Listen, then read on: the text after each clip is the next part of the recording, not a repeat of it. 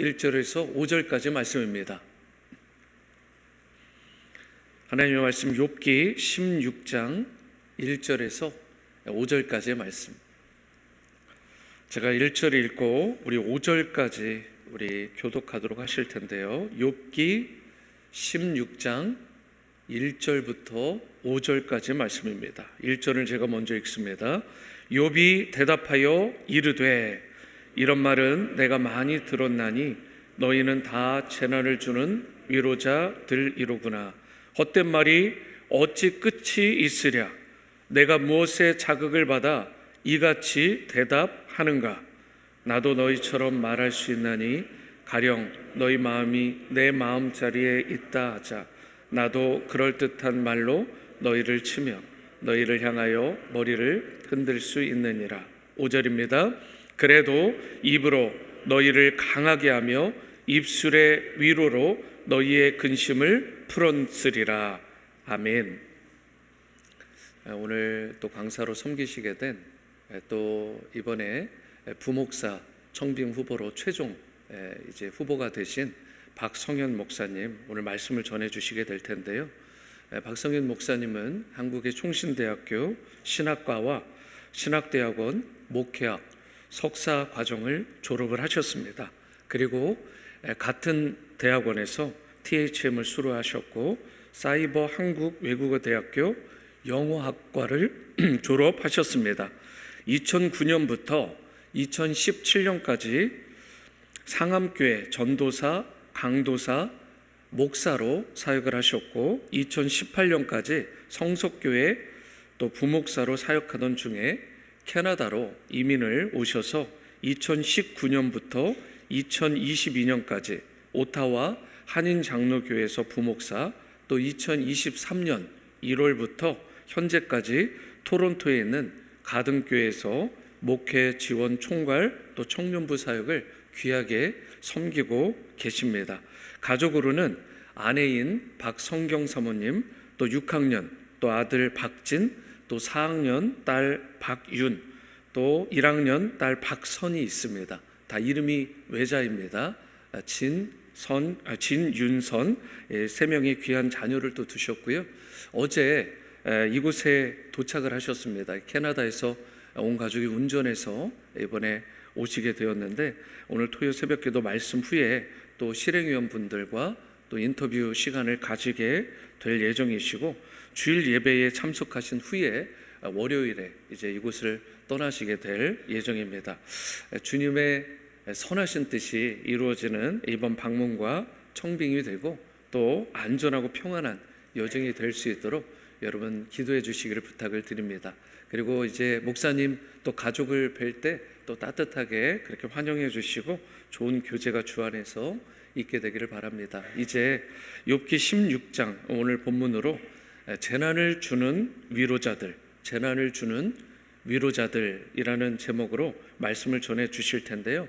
강단에 이제 오르실 때 또 사랑과 축복의 마음을 담아서 우리 목사님 큰 박수로 모시도록 하겠습니다. 큰 박수 하겠습니다.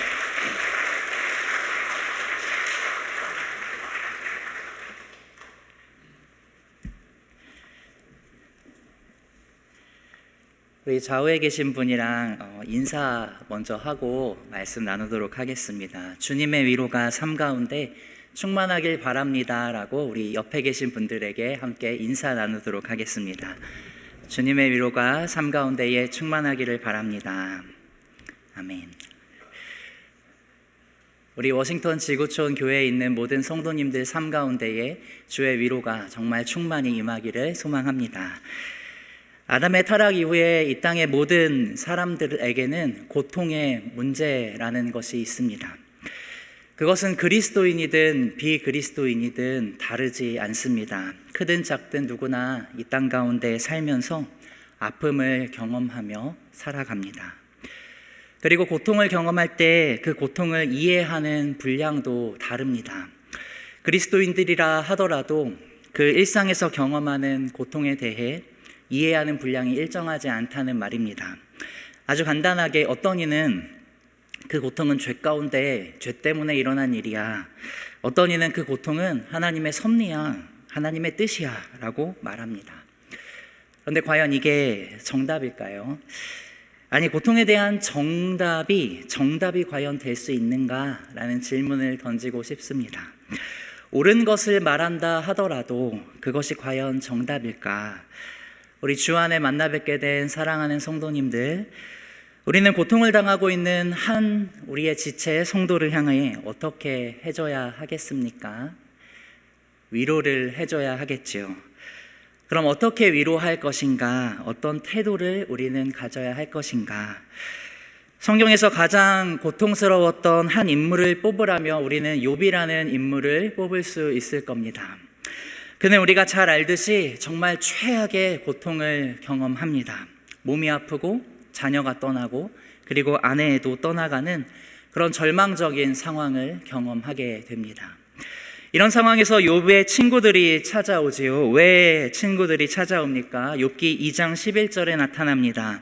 그때에 욥의 친구 세 사람이 이 모든 재앙이 그에게 내렸다 함을 듣고 각각 자기 지역에서부터 이르렀으니 곧 대만 사람 엘리바스와 수아 사람 빌닷과 나아만 사람 소발이라. 그들이 욥을 위문하고 위로하려 하여 서로 약속하고 오더니, 욥의 세 친구들은 욥을 위로하기 위해서 찾아갑니다. 그런데 욥기 3장에 보면 욥이 고통 가운데 탄식하면서 자신의 생일을 저주합니다. 그리고 나서 4장부터 27장까지는 욥과 세 친구의 변론이 시작합니다. 욥의 세 친구는 욥을 위로하려고 갔지만 이후에 주된 내용은 위로가 아닌 변론, 그리고 더 나아가서 정죄가 되는 것이죠. 오늘 이 세 친구들과의 변론, 이 변론은 3번에 걸쳐서 이루어지게 되는데, 오늘 읽은 본문은 두 번째 변론 가운데에서 엘리바스의 말 다음에 욥의 반응입니다. 오늘 본문 1절, 2절을 우리 함께 읽어보도록 하겠습니다. 1절, 2절입니다. 시작. 욥이 대답하여 이르되 이런 말은 내가 많이 들었나니 너희는 다 재난을 주는 위로자들이로구나. 오늘 설교 제목이 재난을 주는 위로자들입니다. 욥의 친구들이 어떻게 위로를 하였기에 재난을 주는 위로자라고 욥이 그렇게 불렀을까요? 재난을 주는 이 표현은 이 위로라는 단어랑 좀 잘 어울리지 않은 형용어구입니다. 우리가 소망 혹은 평화 또는 사랑과 같은 단어랑 위로라는 말이 이렇게 잘 어울리지, 재난을 주는 잘 어울리지 않지요. 개역 한글에서는 번뇌케 하는 안위자다라고 그렇게 표현되어 있습니다. 욥이 이런 말을 하는 계기는 위로하러 온 친구들의 말 때문입니다. 욥은 내가 이런 말은 많이 들었다라고 합니다. 무슨 말입니까? 욥기 3장부터 27장까지 세 친구들의 말을 가장 쉬운 표현으로 간단하게 이야기하면 인과응보입니다. 인과응보. 선한 자는 복을 받고 악한 자는 벌을 받는다. 행한 대로 갚으시는 하나님을 세 친구들은 설파합니다. 엘리바스가 4장 7절 8절에서 생각하여 보라, 죄 없이 망한 자 누구인가? 정직한 자의 끊어짐이 어디 있는가? 내가 보건대 악을 밭갈고 독을 뿌리는 자는 그대로 거두나니 라고 하면서 인과응보의 원리로 욥을 판단합니다. 야, 죄 없이 망한 자가 없다. 악을 뿌리는 자는 그대로 거둔다. 욥 너도 마찬가지라는 거죠. 욥의 세 친구들이 인과응보의 관점에서 욥에게 말할 때 욥은 12장 6절에서 이렇게 말합니다. 강도의 장막은 형통하고 하나님을 진노하게 하는 자는 평안하니 하나님이 그의 손에 후히 주심이라. 인과응보의 원리는 나도 알고 있다. 내가 이해했던 하나님도 그러했다. 그런데 세상을 한번 봐봐라. 그렇지 않은 경우도 있지 않은가? 강도의 장막이 형통하고 하나님을 진노하게 한 자가 평안하지 않은가? 그리고 나를 봐라. 나는 온전하고 정직한 자였는데 고통을 받고 있다.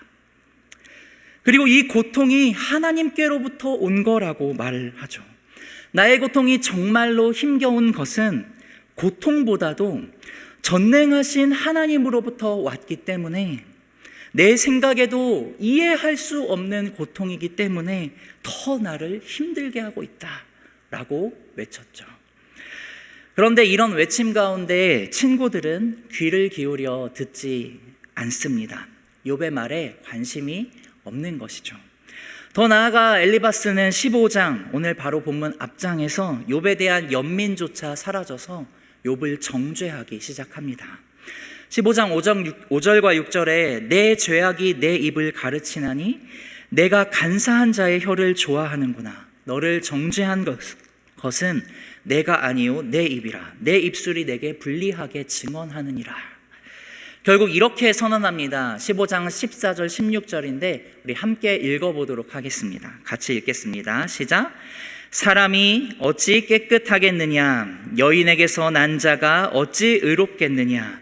하나님은 거룩한 자들을 믿지 아니하시나니 하늘이라도 그가 보시기에 부정하겠거든. 하물며 악을 저지르기를 물마심같이 하는 가증하고 부패한 사람을 용납하시겠느냐? 우리가 다 아는 진리, 의인은 없나니 하나도 없고, 엘리바스는 자신이 이해하고 있는 대로 하나님은 인과응보로 일하시는 분이기 때문에 특별히 하나님 앞에 선한 자가 없는데 욥, 너가 당하는 고난은 너의 죄악 때문이다 라고 선언하듯이 욥에게 가르치려고 합니다. 욥이 소리치는 그 부르짖는 그 소리를 듣기보다는 자신의 이야기를 하려고 합니다. 이런 대답은 엘리바스뿐만 아니라 빌닷과 소발도 마찬가지입니다. 위로자로 온 이들이 왜 이렇게 행동을 합니까? 15장 9절과 10절에 보면 엘리바스의 태도를 엿볼 수 있는데요. 내가 아는 것을 우리가 알지 못하는 것이 무엇이냐? 내가 깨달은 것을 우리가 소유하지 못한 것이 무엇이냐? 우리 중에는 머리가 흰 사람도 있고 연로한 사람도 있고 내 아버지보다 나이가 많은 사람도 있느니라. 욥, 너가 알고 있는 것은 나도 다 알고 있다. 너가 알고 있는 거 우리도 다 알고 있어. 이들은 자신들의 어떤 전통을 가지고 전통적인 어떤 교리를 이유로 욥에게 설명하고 가르치려고 하고 있습니다. 자신의 어떤 가지고 있는 관점을 욥에게 강요하는 것이죠. 그리고 그것을 하나님의 위로다라고 그들은 부릅니다. 15장 11절에 하나님의 위로와 은밀하게 하시는 말씀이 네게 작은 것이냐? 그러나 이 위로는 욥의 말을 들어주는 위로가 아니죠. 자기가 믿고 있는 하나님에 대한 이해를 변론하고 강요합니다. 고난 중에 있는 자에게 가르친다고 해서 과연 그게 위로가 되겠습니까? 욥이 아무리 외쳐도 이들은 자기가 이해하고 있는 그 하나님, 자신들이 이해하고 있는 그 사고 안에서, 전통 안에서 욥을 바라보고 결국 정죄하게 됩니다. 이들이 처음에 욥을 위로하러 왔을 때의 모습을 유지했으면 얼마나 좋았을까요? 욥기 2장 12절 13절에 보면 눈을 들어 멀리 보매 그가 욥인 줄 알기 어렵게 되었으므로 그들이 일제히 소리를 질러 울며 욥의 고통이 심함을 보므로 그에게 한마디 말하는 자가 없었더라. 두 가지를 볼 수가 있는데 일제히 울었다, 그리고 아무 말도 할 수 없었다. 침묵으로의 동조, 이게 위로가 아닙니까? 고난의 원인을 아무리 설명하려고 해봐도 고통 중에 있는 사람에게 그게 정말 참된 위로가 됩니까? 아무 말 없이 그냥 함께 울고 있는 것이 위로가 아닌가요? 그런데 이 세 친구는 욥이 경험하는 고통의 그 시간을 기다려줄 수가 없었습니다. 그 기다림에 동조하여 함께 고통의 시간을 보내줄 마음이 없었습니다. 욥이 하는 불평을 듣고 참아줄 수가 없었습니다. 결국 욥이 고통 가운데에서 부르짖고 있는 모습은 부당하다라고 생각하면서 마치 이렇게 말하는 것이죠. 욥, 자네는 정말 훌륭한 그리스도인이야. 자네가 정말 하나님을 신뢰한다면 자네의 상황은 그렇게 힘들게 느껴지지는 않을 것이야. 그리스도인은 어떤 상황에서도 항상 기뻐해야지 그렇게 불평하면 안 되는 거야. 도저히 이해할 수 없는, 아니 부당하게 내가 당하는 고통이라고 느껴지는 그때에 그 사람과 함께 침묵하고 함께 눈물 흘려줘야 하는 그때에 재난의 위로자는 그것을 설명하려고 합니다. 가르치려고 합니다. 그리고 자기가 가진 기준을 누군가에게 강요합니다. 그리고 그게 심해지면 조롱하는 것이 됩니다. 고통받는 사람의 그 기쁨이 회복되기를, 위로받기를 원하면서도 야, 고통은 주님께 다 맡기고 항상 너가 기뻐해야지, 그리스도인이 왜 그러는 거야? 이런 생각으로 마음의 고통, 그 경험하는 것은 마치 정상적인 그리스도인이 아니라고 그렇게 주장하고 생각한다면 이미 고통 가운데 있는 어떤 한 성도를 향하여서 또한 또 다른 고통을 더하는 것이 되는 것이죠. 그가 그리스도인답게 살지 못했기 때문에 고통을 당하고 있는 거라고, 고통을 괴로워하고 있는 것조차도 그리스도인답지 못하다는 그런 죄의식을 더하는 것이 되죠. 사도 바울이 주 안에서 항상 기뻐해라 라고 권면했던 것이 있습니다. 그런데 이 권면이 강요가 되고 정죄로 변질되어서 기쁨으로의 초청이 아니라 그렇게 기뻐하지 않는 것은 죄야 라고 말하면서 고통당하는 자에게 괴로움을 준다면 그것은 기쁨의 초청을 변질시키는 것이 되죠. 우리가 항상 기쁨을 유지해야 한다라는 것이 핵심이 아니라 우리의 삶 가운데에 정말 찬양하고 송축할 기쁨의 일이, 그 복음이 우리에게 일어나고 나타났다는 것이 바울의 표현 아닙니까? 사도 바울은 로마서 12장 15절에서 즐거워하는 자와 함께 즐거워하고 우는 자들과 함께 울라고 말씀합니다.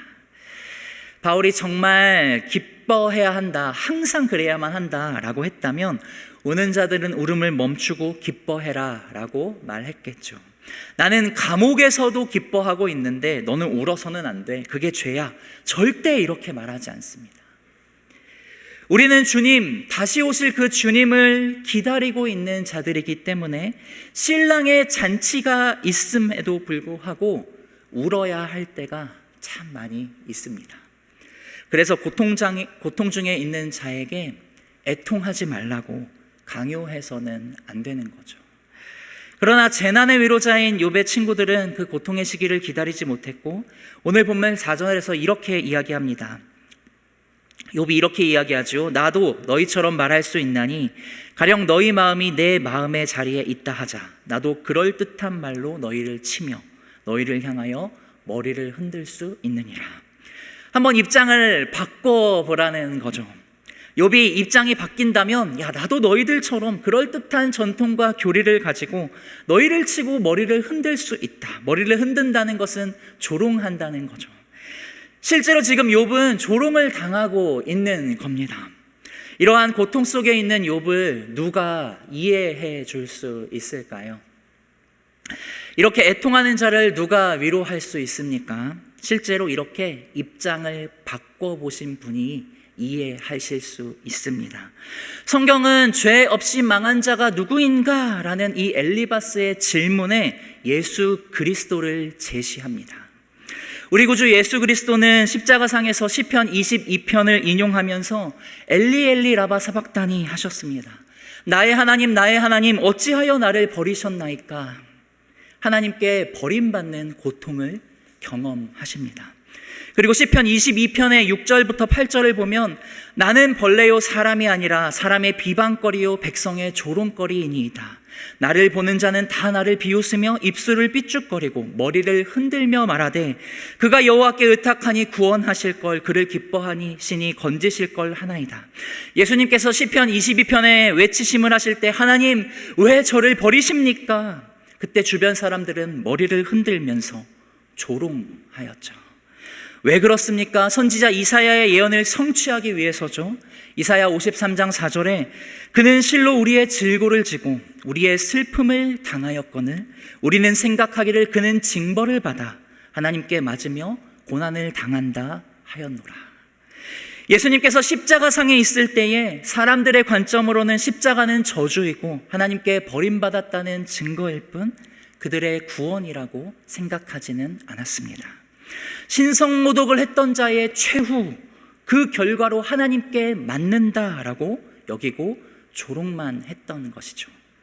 그런 주님이시기 때문에 그 주님은 우리를 참되게 위로하실 수 있습니다.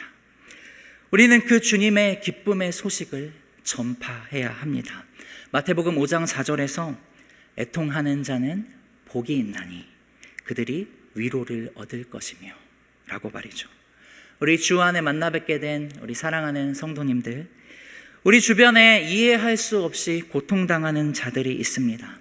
그 고통의 시간이 길어질 때 우리가 종종 재난을 주는 위로자들처럼 행동할 수도 있습니다. 마치 욥과 같이 자식을 잃고 집을 잃고 길거리에 고난의 현장 가운데 있는 사람들이 오늘도 어딘가에는 있습니다. 우리는 그들을 향하여서 재난을 주는 위로자가 되어서는 안 될 겁니다. 성도는 소망을 주는 위로자들입니다.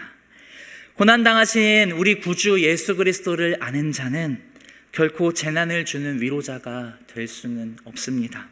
자신의 관점을 다른 이에게 강요하며 고난 속에 있는 자를 정죄하는 게 아닙니다. 그게 전통이고 설사 그게 옳다 하더라도 기다릴 줄을 알아야 합니다. 고난 중에 있는 자의 고통을 바라보고 어둠 가운데 있는 자를 인정해주고 소망이신 예수 그리스도를 말해주고 함께 울어주는 사람입니다.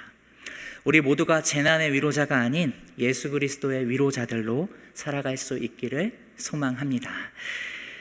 그렇다면 재난을 주는 위로자인 욥의 친구들은 왜 자신들의 그 주장을 꺾지 않는 겁니까? 간단합니다. 그들이 자기들의 관점을 지키는 것, 인과응보의 교리를 유지하는 것, 그것이 하나님을 변호하는 것이라고 그들이 생각했기 때문입니다. 자신의 전통을 지키는 것이 하나님을 위한 것이고 복음을 위한 것이라고 생각하는 것처럼 말이죠. 욥의 말을 듣던 친구들은 욥이 하나님보다 자신을 더 의롭게 여기고 있다라고 생각하고 분노합니다. 욥기 32장 1절에 보면 욥이 자신을 의인으로 여김으로 그 세 사람이 말을 그치니 라고 합니다. 욥의 세 친구들은 하나님을 변호하기 위해서 욥의 주장이 틀렸다는 것을 계속 말하며 재난을 주는 위로자가 되었던 것이죠.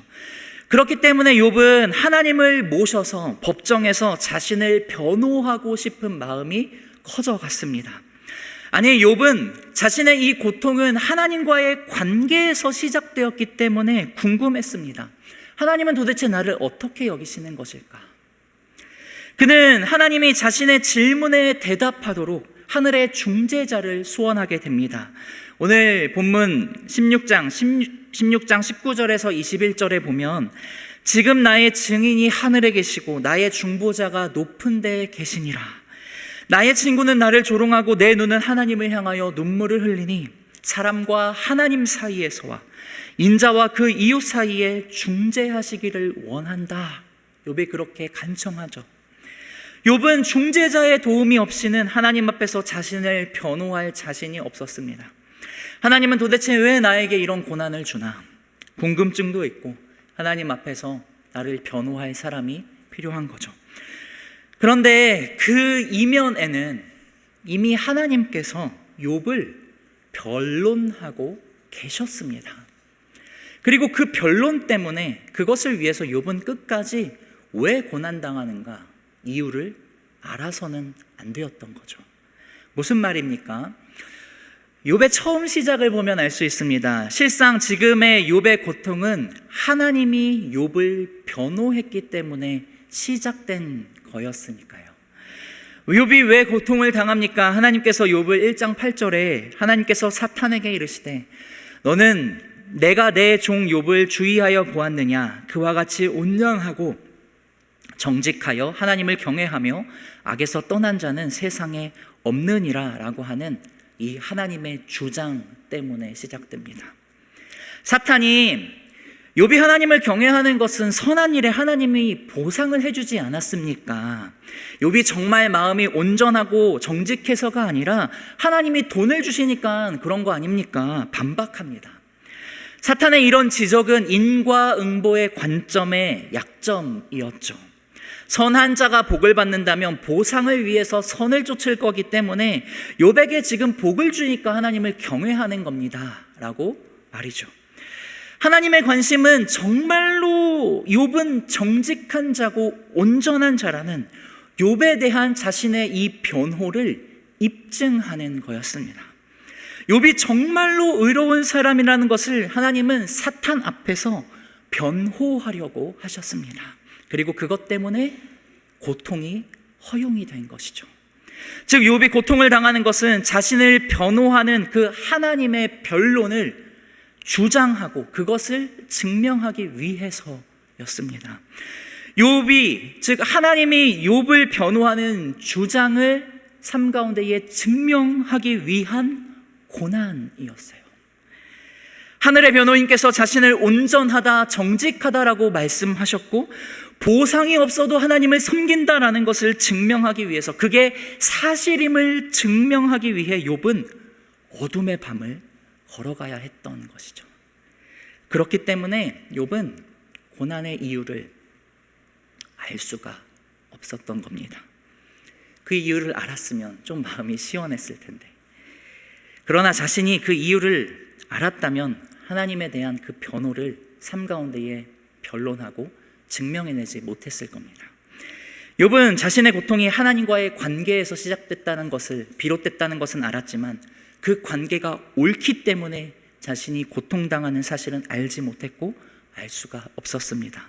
더 나아가 우리 구주 예수 그리스도는 십자가상에서 그 고통의 이유를 알았지만 하나님의 의를 증명하고 하나님을 변호하기 위해 그 고통을 감수하셨습니다.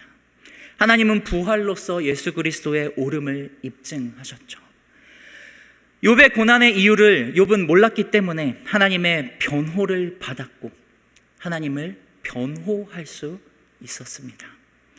하나님은 최종적으로 욥을 변호해 주시고 위로하셨습니다. 욥기 42장 7절에 보면 하나님께서 욥에게 이 말씀을 하신 후에 여호와께서 대만 사람 엘리바스에게 이르시되 내가 너와 내 두 친구에게 노하나니 이는 너희를 가리켜 말한 것이 내 종 욥의 말과 같이 옳지 못함이니라. 재난을 주는 위로자는 하나님을 변론하려고 했지만, 변호하려고 했지만 실상 하나님을 변호하고 있는 자는 고통당하고 있는 욥입니다. 욥의 세 친구들보다 욥이 더 하나님과 가까이 있습니다. 오늘날 세상은 우리로 하여금 하나님을 증명해라, 하나님을 변호하라 라는 것을 요구합니다. 그러나 세상이 우리에게 기대하는 것은 화려한 언변이나 탁월한 교리가 아닙니다. 그게 하나님과 동행한다는 것을 보여주지를 못합니다. 오히려 깊은 고통 가운데 있는 사람들과 하나님께서 함께 하십니다. 우리는 고통 가운데 하나님을 변호할 수가 있습니다. 하나님을 변론하고 있는 자는 재난을 주는 위로자가 아닙니다. 오히려 고통 가운데에서 위로가 필요한 자, 그는 이미 그 현장 속에서 이미 하나님의 살아계심을 나타내고 있습니다. 삶의 고난이 있는 것에 대해 정답은 알 수가 없지만 그리스도인의 모든 삶의 이야기에는 저는 해피엔딩이 있다라고 믿습니다. 사도 바울이 로마서 8장 18절에서 생각하건대 현재의 고난은 장차 우리에게 나타날 영광과 비교할 수 없도다 라고 고백합니다. 욥은 주께 대해 귀로만 들었다라고 하던 그 욥이 내가 주님을 눈으로 봅니다 라고 고백한 이후에 욥기 42장 6절에 보면 그러므로 내가 스스로 거두어드리고 티끌과 재 가운데에서 회개하나이다 라고 되어 있는데, 이 회개하다라는 이 표현이 위로를 얻다라는 표현과 같은 단어입니다. 진실로 하나님을 봄으로 그는 회개하고 위로를 얻은 것입니다. 그리고 욥의 마지막에 보면 아들 7과 딸 3을 두었다라고 하면서 회복되었다라는 것을 우리에게 보여주지요. 아마도 우리는 현재의 고난이 있지만 주님이 주신 내 인생은 정말 선한 것이었다고 그렇게 고백할 날이 오늘 혹은 지금 힘들더라도 언젠가 그런 고백의 날이 있을 겁니다. 그리고 그러한 고백이 실로 하나님을 변호하는 삶이다라고 저는 믿습니다. 그러하기에 야고보서 5장 11절의 권면을 기억하십시오.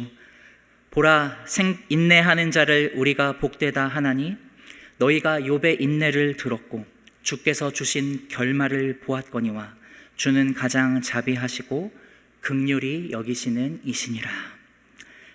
주 안에 사랑하는 성도님들, 혹 알 수 없는 고난 가운데 계신 분이 있으십니까? 인내하시고 하나님의 선한 손길을 기대할 수 있기를 원합니다. 그리하여서 고통을 통해 하나님을 변호하고 고난 중에 하나님의 살아계심을 증명하는 그런 신자의 삶을 살아갈 수 있기를 바랍니다. 또한 고난 중에 있는 자를 위로하는 자가 되기를 원합니다. 고린도후서 1장 4절에서 우리의 모든 환난 중에 우리를 위로하사 우리로 하여금 하나님께 받는 위로로서 모든 환난 중에 있는 자들을 능히 위로하게 하시는 이시로다라고 말하듯 그리스도로 인한 고난이 넘치듯 그리스도로 인한 위로가 넘치는 복된 성도 모두가 될 수 있기를 소망합니다. 의롭지 않은 자를 의롭다라고 여겨주시는 인과응보의 관점을 넘어서는 우리가 생각할 수 없는 깊으신 그 하나님의 인도하심을 따라서 때로는 우리의 인생길 가운데에서 고난을 경험하기에 하나님의 살아계심을 드러내 하나님을 변호하는 모든 우리 지구촌 교회 성도님들 될 수 있기를 소망합니다. 우리 이 시간 찬송가 412장 내 영혼의 극히 깊은 데서 1절과 4절 우리 함께 찬양하도록 하겠습니다.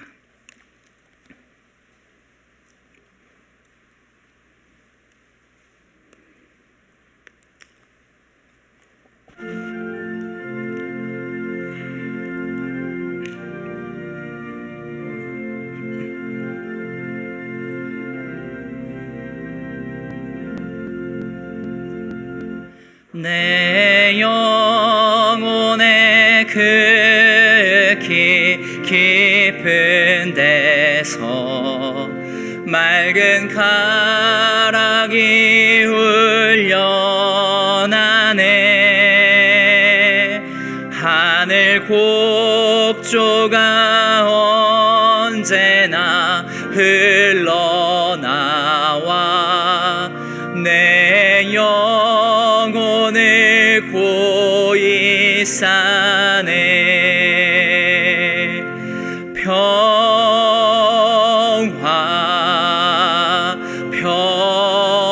평화로다. 하늘 위에서 내려오네.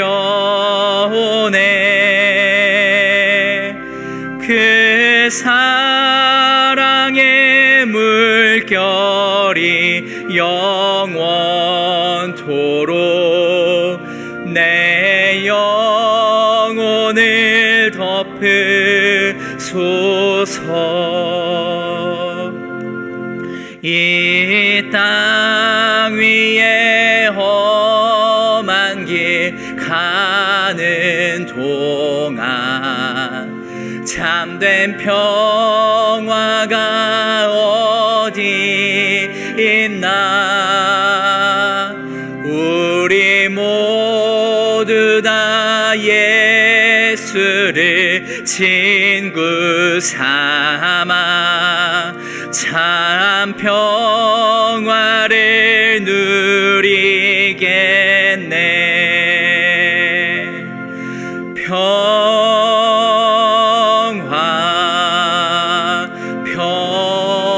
평화로다. 하늘 위에서 내려오네. 그 사랑의 물결이 영원토록 내 영혼을 덮으소서.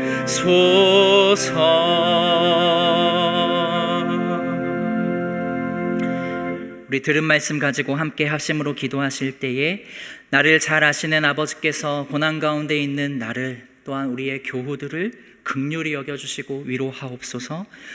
고난 중에 주님의 위로를 경험한 자로서 함께 웃고 함께 울며 주변 사람들의 고통을 기다려주며 위로하는 참된 위로자로 살게 하옵소서. 고난의 이유를 이해할 수는 없어도 설명할 수 없는 고난을 묵묵히 이겨내는 삶을 통해 주님의 살아계심이 증거되게 하옵소서.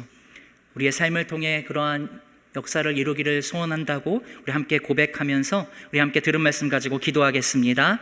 살아계신 하나님 아버지, 이 시간 기도하며 나아갑니다. 아버지 하나님, 나를 잘 아시고 나를 아버지 하나님 가장 잘 아시고 이해하시는 하나님 아버지께서 때로는 아버지 하나님 이해할 수 없는 고통 가운데에서 고난 가운데에서 힘겨워하는 나를 아버지 하나님 보시고 하나님 또한 우리의 성도님들을 보시고 주님 위로하여 주옵소서. 주님 불쌍히 여겨주시고 긍휼히 여겨 주옵소서. 하나님께서 아버지 한 사람 한 사람의 심령 가운데 찾아가 주시고 아버지는 구주 예수 그리스도로 인한 참된 평화와 아버지는 참된 위로가 아버지는 비록 고난 가운데 있다 하더라도 아버지 하나님의 위로로 인하여 충만히 아버지 하나님 임하기를 원합니다. 하나님 아버지, 우리의 마음 가운데에 아버지 하나님 우리의 심령 가운데에 아버지 하나님 주 예수 그리스도로 인한 아버지의 참된 위로가 아버지 넘치게 하여 주옵소서. 그리하여서 하나님 아버지, 그 주님의 위로를 경험한 자로서 하나님 아버지 마땅히 신실한 성도로서 아버지 하나님 정직한 자로서 함께 아버지 하나님 누군가의 고난 가운데 있는 자와 함께 웃고 또한 함께 울면서 아버지 주변 사람들의 고통을 기다려주며 위로하는 하나님 세상 가운데 소망을 주는 위로자로 아버지 하나님 사랑의 위로자로 참된 위로자로 살게 하여 주옵소서. 하나님 아버지, 때로는 이해할 수 없는 고난이 있지만 아버지 하나님 그래서 애통하고 부르짖고 눈물 흘리지만 하나님 아버지 설명할 수 없는 그 고난을 통해서 하나님 아버지 그 삶을 묵묵히 걸어가는 자들의 인생을 통하여서 아버지 하나님 그 삶을 통해 주님의 살아계심을 주님의 살아 역사하심을 증거하며 하나님 아버지 하나님께서 나를 아무것도 없지만 의롭다 하셨던 것처럼 아버지 하나님 이해할 수 없는 고난에도 신실하게 내가 주님을 향하여서 반응하는 성도로 아버지 하나님 정직한 자로 온전한 자로 아버지의 살아감으로 하나님의 살아계심을 세상 가운데 증거하며 아버지 우리의 인생을 통해 주님을 증거하며 나타낼 수 있도록 아버지 하나님 역사하여 주옵소서. 하나님 아버지께서 우리 가운데 일하여 주시옵소서. 아버지 일하여 주시옵소서. 살아계신 하나님 아버지, 이유를 알 수 없는 우리의 삶의 어려움 속에서 지금 우리는 하늘의 위로를 찾습니다. 주께서 고통당하는 성도, 마음이 괴로운 성도를 위로하여 주옵소서. 때때로 우리의 삶에 이해할 수 없는 힘겨운 고난이 있을 때 이 세상에서 가장 괴로운 고통을 경험하신 주 예수 그리스도께서 친히 가장 깊은 공감으로 위로해 주옵소서. 또한 우리도 그분을 따라서 서로를 향한 재난의 위로자가 아닌 소망의 위로자들 되게 하옵소서. 그리하여 이 공동체를 통해서 참된 영혼의 평안을 누리게 하시고 하나님을 변호하며 하나님의 변호를 받는 삶을 살아내는 각 성도, 가정, 교회 되게 하옵소서. 지금도 하늘 보좌 우편에서 우리를 위해 변론하시는 구주 예수 그리스도의 이름으로 기도드립니다. 아멘. 하늘에 계신 우리 아버지여, 이름이 거룩히 여김을 받으시오며 나라가 임하시오며 뜻이 하늘에서 이루어진 것 같이 땅에서도 이루어지이다. 오늘 우리에게 일용할 양식을 주시옵고 우리가 우리에게 죄 지은 자를 사하여 준 것 같이 우리 죄를 사하여 주시옵고 우리를 시험에 들게 하지 마시옵고 다만 악에서 구하시옵소서. 나라와 권세와 영광이 아버지께 영원히 있사옵나이다. 아멘.